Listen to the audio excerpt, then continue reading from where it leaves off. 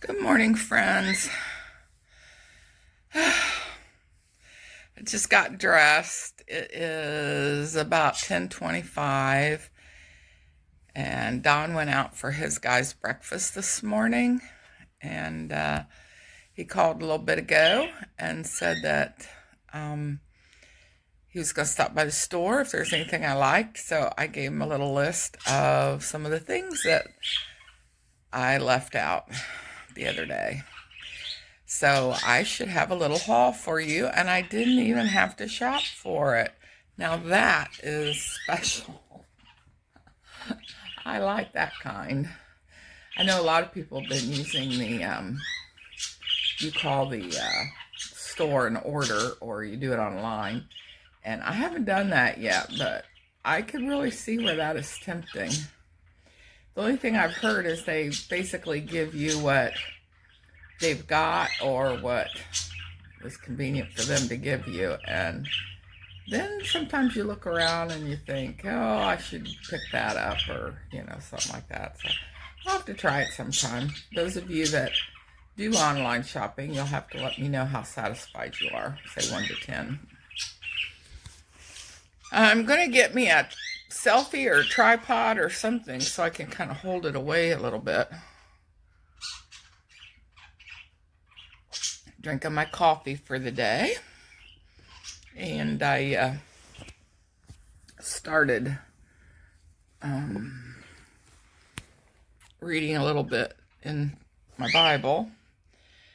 There's a mailman. As I've told you, I've been really interested in Daniel for many years, and Daniel was during the what do you call that?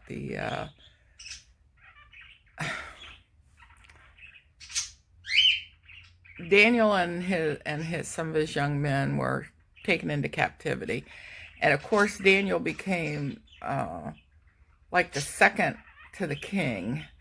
I think it's also interesting that several others were kind of put in a position where they were put in powers of authority, and that would be Joseph. I think of Joseph. Anyways, Ezra, I started out with reading Nehemiah because after Daniel and his friends were taken, and they were also from the royal line, if you didn't know that. You've heard Daniel in the lion's den and all that, and they were actually taken from the royal line. Well, when they were taken, the Babylonians that invaded Jerusalem and Judah, they took all the gold and silver that was in the treasury in Jerusalem, and a lot of that was used for special services with the Lord. And Nehemiah worked as a cupbearer for King Artaxerxes, Artxe something. Anyways, he was a cupbearer for the king. And I guess he got depressed when he heard about the walls of Jerusalem had been taken down and were destroyed. And he got depressed. Well, the king noticed his cupbearer was depressed, and apparently the king really respected Nehemiah. And he said, "Why are you so down?" And he said, basically the place where his father's was buried, which was Jerusalem, the walls had been torn down, the gates had been torn down, and of course we know the temple had been torn down. And Nehemiah he said, the king said, "What can I do to cheer you up or make you feel better?" And he said, "Well, I need to go rebuild the walls." And it's very fascinating. And then Ezra, who was also a contemporary, was given the responsibility of rebuilding the temple. So all of these, both these men and all the men that they took with them, because they were given permission by the king to go do this, they were given letters. So I'm reading some of the letters that are in here. And the letters were so that if anybody tried to stop them along the way, or in their journey, or taking their caravans of people and supplies, that they would be able to pass through those territories, which were under the rule of the king. So anyways, it's just very fascinating. If you like history, you would definitely love this. My mail just came while I was talking to you. I love it when it comes early. I don't think we got any yesterday. Every once in a while, somebody else will come bring it. And they'll come like between 5 and 6. So we definitely like the early morning. I was also sitting here a little working on my newest scarf, which is starting to get some length on it. It's kind of wide, but I like wide scarves for when it's cold. I mean, you can have a thin scarf for when, you know, you're just trying to have a certain look. But when that snow or, you know, icy weather is blowing, you want a good scarf to go around your neck. So that's what I'm working on. And doing my Bible reading here. And I'll be back with the haul in a little bit. And good morning if I didn't officially say it. So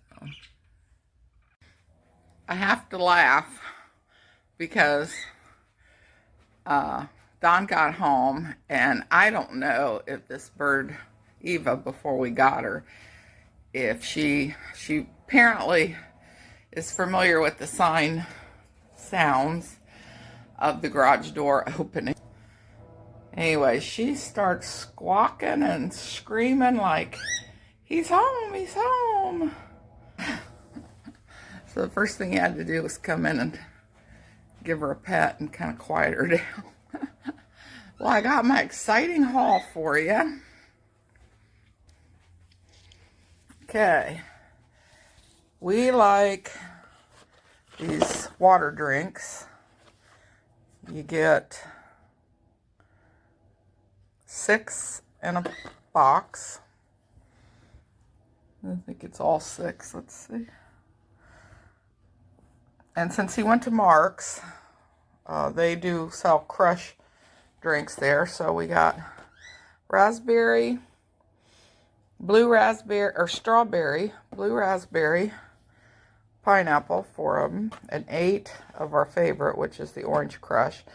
Now, we usually add half a pack of this to anything, but this orange crush can stand on its own. And then I had gotten tea for myself, the chai teas, and my girls particularly. I'm not sure about my son, but and his fiance, but they like peppermint tea. So, and I'm hoping this is decaf. Let's see.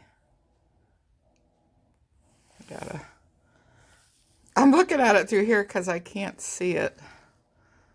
I think it's green, so it probably is decaf.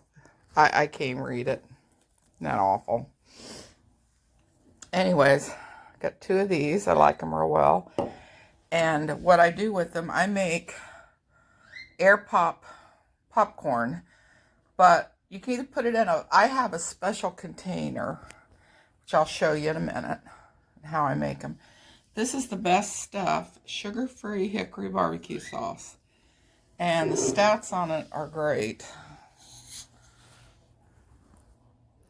It's 10 calories for 2 tablespoons, 2 carbs, and the sodium's 200, which I don't think's bad, but Anyways, makes really good on vegetables or meat or anything. And then my 0 sugar for my teas and my coffee. And a package of walnuts. Which kind are these? Just shelled walnuts. And then we need some more oats. That's even just a snack. I love oats.